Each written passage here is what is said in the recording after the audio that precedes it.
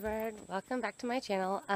So today I am doing a little vlog for you. I am hanging out here at my parents' tree houses on their nice beautiful stretch of land right by the Edisto River, little footbridge action. There we go. So I'm hanging out up here at the tree houses and at their house for a couple of days.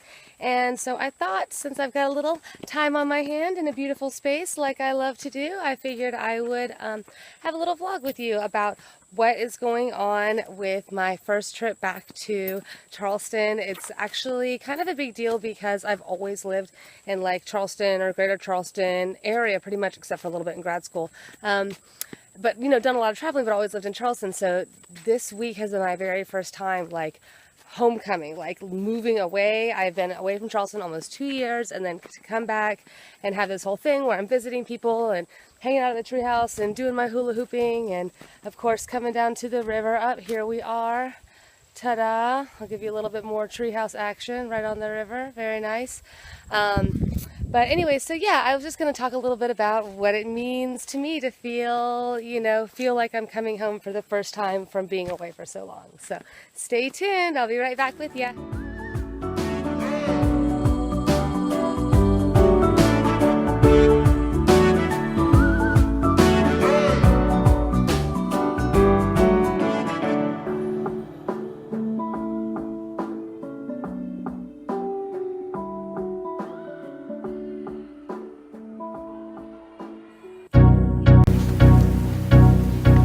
Oh wait, can you not hear me? Oh no. Could it possibly be because I forgot to bring my microphone with me on this trip and thought I could film a vlog on my iPhone in the middle of the forest from 12 feet away? Could that possibly be it? No, surely not. Yep, that's exactly what happened. Great work, Kaylee.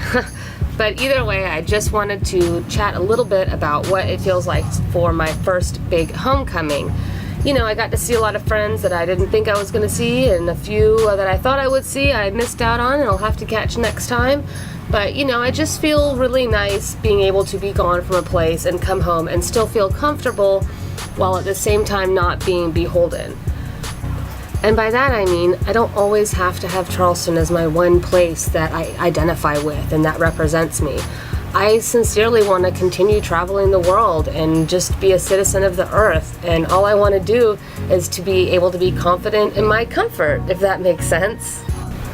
And as far as Charleston versus Honolulu, just in how I feel about the cities, I have to say I am a bit more loving of Charleston, only because it is so charming and so adorable and totally walkable. I mean, when I was living there, I used to just be able to, walk or ride my bike to class or to friends' houses or back home from the bar, because better than drink and drive. I mean, don't get me wrong, I absolutely love everything else about Oahu, but Honolulu is just not really the greatest city ever. It's just not very walkable. It's kind of spread out. It's noisy. There aren't enough green spaces. And if you think Charleston has a lot of tourists, try coming to Honolulu. But it's nice. It was great to be reminded of how much I love Charleston, but also reminded that I really don't feel like it's where I belong anymore. The new friends and sense of community I've made out here on Oahu in my little Palolo Valley have really been perfect for this time in my life, and this is where my head is and my heart is and where I am right now. My next goal is to become a bit more involved in the local art scene here. Of course, I have been pretty much stuck in my studio for about the last year and a half or so, just trying to pull my blog and YouTube up and do all the good things and be out and all that, but it's only so good to be in your own headspace for too long. So Honolulu art scene, here I come.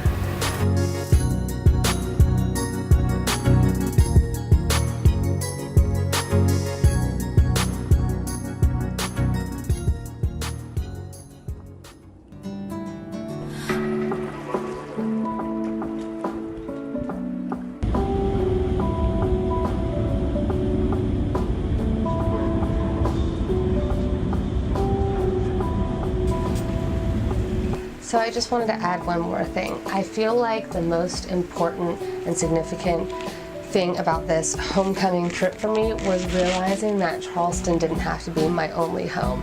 Like, growing up in Charleston and, you know, being in that greater area for my entire life, you know, traveling a lot, but always living in that area, made me feel like that was the place for me, and that it would basically always be my only home, and anytime I moved would feel temporary or not as ingrained in my soul kind of thing.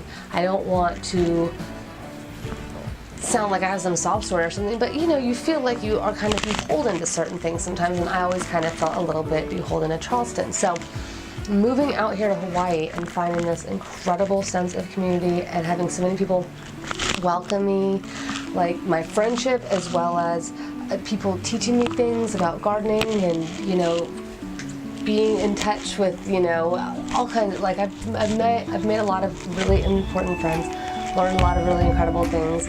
Myself and my artwork have been incredible reception and everything out here. So I guess being here now feels like home, and going back to Charleston felt like a nostalgia home, but not like a home. And so it was really nice. It was really good, because I don't think I will live in Charleston again, at least not anytime soon. Probably not ever though. And to feel confident and comfortable here, as far away as I could have possibly imagined moving as my first move from my hometown, 6,000 miles in the middle of the opposite ocean.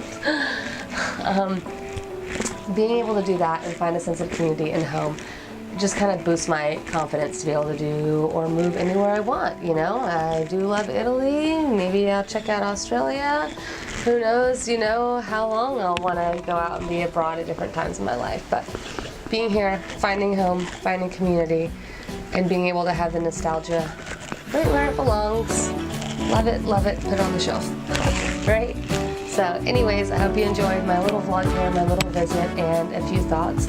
And as always, I love anything down in the comments. And I will absolutely link to my parents' treehouse business down in the show notes, because I'm sure you're very interested, and it is an incredible experience to, you know, get in the canoes, paddle all day, and then come upon your very own treehouse in the middle of the woods. It's very beautiful. So anyways, I love you. Thank you for giving me your time and attention and love and energy, and I will see you soon.